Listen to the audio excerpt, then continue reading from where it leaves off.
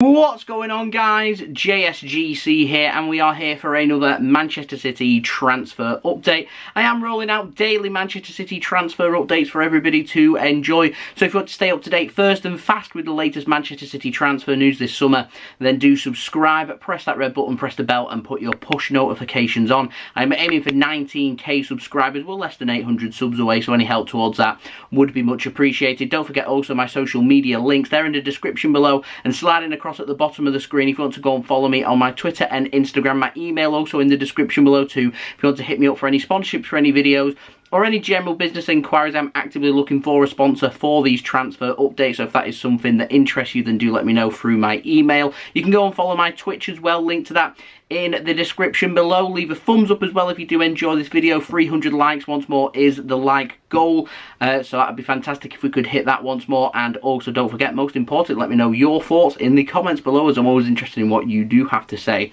with regards to these transfers. Without further ado, let's crack on with this transfer update. We've got a couple of stories to start with in the outs. The first player, Claudio Gomes. We've got an update on him. Come a bit of a forgotten man at Manchester City, but EuroSport, they're saying that Crystal Palace, they want to sign the 20-year-old central midfielder this summer. Now the link here is Patrick Vieira. He's the new manager, of course, at Crystal Palace. He has worked with Manchester City before. He has been worked for the CFG as well, Patrick Vieira, so he has got some good ties and good relations with Manchester City, and it is believed that he wants to use these ties to maybe bring in a player or two to Crystal Palace. And it's believed that Claudio Gomes is at the top of the players that he would like to bring in. There's no mention of any other players included. It's just Claudio Gomes' name that is currently being chucked out there. There was also no mention of whether this would be a loan move or whether it would be a permanent move. If it was a loan move, I think it would be a good loan move. I'm not too sure how much playing time he would get, though. That remains to be seen. If it was a permanent transfer, I would hope that City would either do one or two things, either get a really good sell-on fee on there or get a buyback clause on, one of the two, like we did with Douglas Luiz. But I would like to know your thoughts of that. Claudio Gomes going to Crystal Palace. What's your opinion? Now, moving on to the other player, comes in the form of an update on Diego Rosa. He's expected to be training with Manchester City's first team squad for the next 4 weeks or so, which will include pre-season. This is all according to Sports Witness for this story, by the way. And it is expected that in the next 4 weeks that he will agree a loan move for him to go to Lommel SK, who are of course part of the CFG in Belgium. There is, though, a possibility that if he impresses in the next 4 weeks in training and also in pre-season, that he could well be used as a first team squad player. Doesn't mean that he'll be getting into the first team and getting into the starting 11 or even making the bench. It just means he'll be training in and around the first team, and he'll be having some cameo appearances here and there. He may get some minutes in cup games, getting a couple of starts like that, something that I'm expecting similar with Liam Delap. Diego Rosa, he is under the age of 21, so he doesn't need to be registered, and so it would make sense for us to do that. However, if we don't think that's the way forward and we decide actually it's going to be a loan, then it will be Lommel SK that he will be heading to. So it's literally one of them situations where we'll see. Now, moving on to the ins, we've got a teeny weeny update on Lionel Messi. Now, Joan Laporta, who's the president of Barcelona, he has said that contract talks, they're progressing at a steady rate at this moment in time, and they are hoping that Lionel Messi will be announced very soon with a new contract renewal. We already know this is nothing new to us.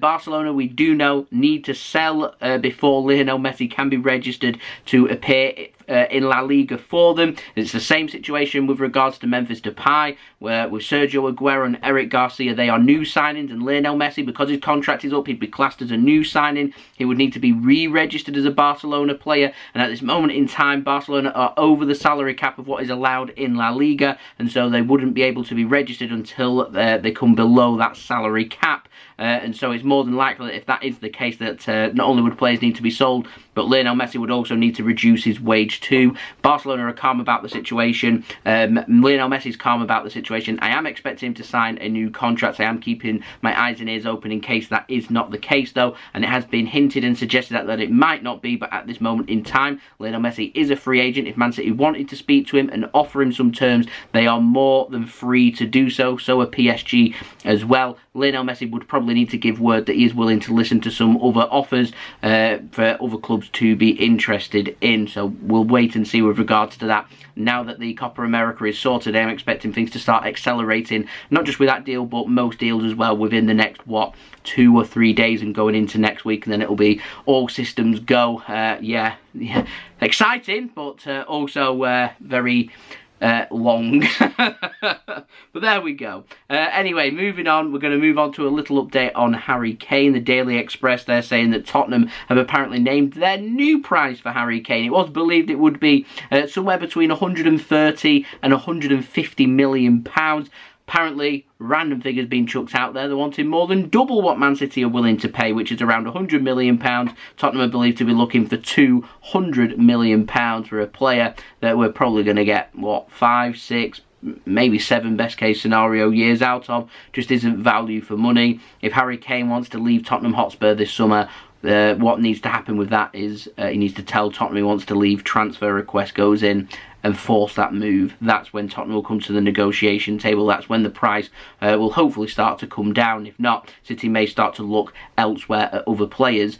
And one of them players that I've got an update on is Danny Ings. Now, I'm going to tell you right now, do not dismiss Danny Ings. It wouldn't surprise me at all for Man City to turn their attention towards signing Jack Grealish this summer, and we bring in another striker, a cheaper, easier alternative to bring in like Danny Ings. And the Football Insider, they're carrying on saying Pep Guardiola, he's a big fan of Danny Ings. He thinks that Danny Ings is clinical, he's good in the box, he knows how to score goals, and he would improve Manchester City's attack. To be fair, I've got a couple of problems with the deal. Firstly, we've let Sergio Aguero go to bring Danny Ings in. Now, I rate Danny Ings. I think he's a good striker. I don't think he's as good as Sergio Aguero. Considering I think they're both injury prone, I would probably prefer to have had Sergio Aguero on a new contract than bringing Danny Ings. Man City's problem with Sergio Aguero was willing to give him 12 months and he wanted 2 years. And Danny Ings will more than likely get a deal that's worth more than 2 years. So, yeah. I'd have preferred to have had Aguero. That's my personal opinion, though. And my next problem that I've just mentioned is he's injury prone. Whilst I think he's really good in front of goal, and I think he would offer something different to Manchester City's attack, and there's no doubting that if Danny Ings got a string of games that he'd get goals, he's injury prone. So him getting momentum and starting 2, 3, 4 games in a row and scoring in 2, 3, 4 games in a row, it becomes unrealistic. And we know how Man City are with players being injured. We seem to sign players that are not even injury prone and they become injury prone. So there's definitely some injury kind of problem in Manchester City's camp, and I feel like we'd probably end up getting more and more injuries with Danny Ings. So I'm not sure. What this article is suggesting to me, though, is Gabriel Jesus really needs to step up this season. With Aguero leaving, it seems like Gabriel Jesus is going to be Man City's main striker, the most experienced striker, the most experienced attacker that we've got leading our line, so he really needs to step up. Ferran Torres, Raheem Sterling, they will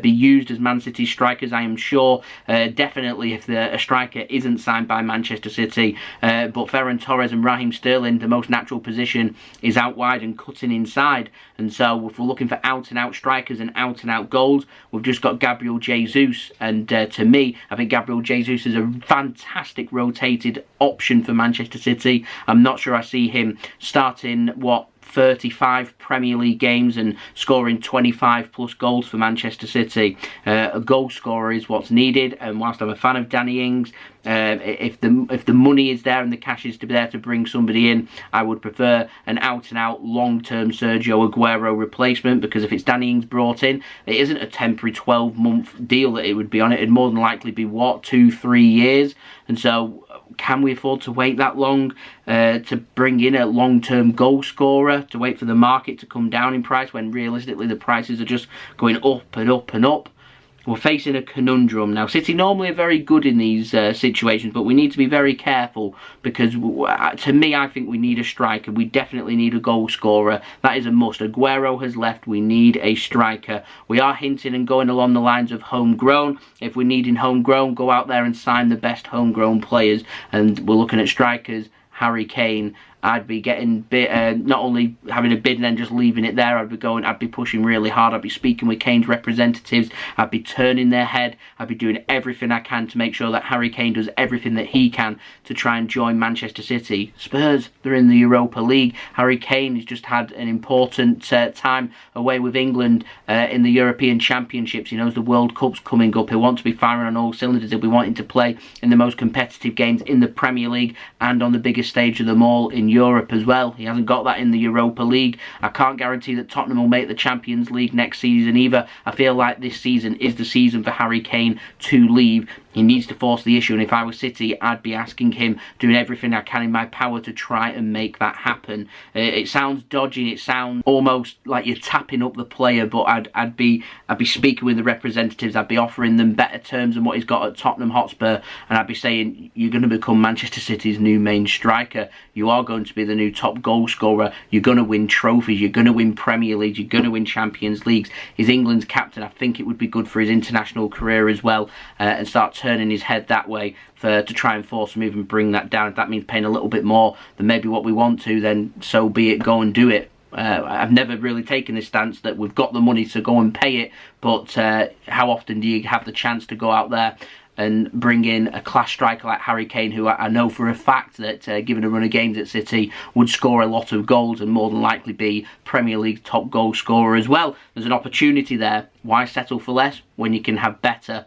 They're my thoughts. Would like to know your thoughts though in the comments below. Don't forget also to leave a thumbs up if you did enjoy this video. Aiming for 300 likes, so any help towards that would be much appreciated. Don't forget to subscribe as well to my channel if you are new around here. Press that red button, press the bell and put your push notifications on. I am aiming for 19k subscribers. I'll keep everyone up to date every single day throughout the summer transfer window with the latest Manchester City transfer news. So subscribe and press that red button, press the bell and put your push notifications on to be notified immediately for when I do upload, so you can stay in the loop with the latest Manchester City transfer news first and fast.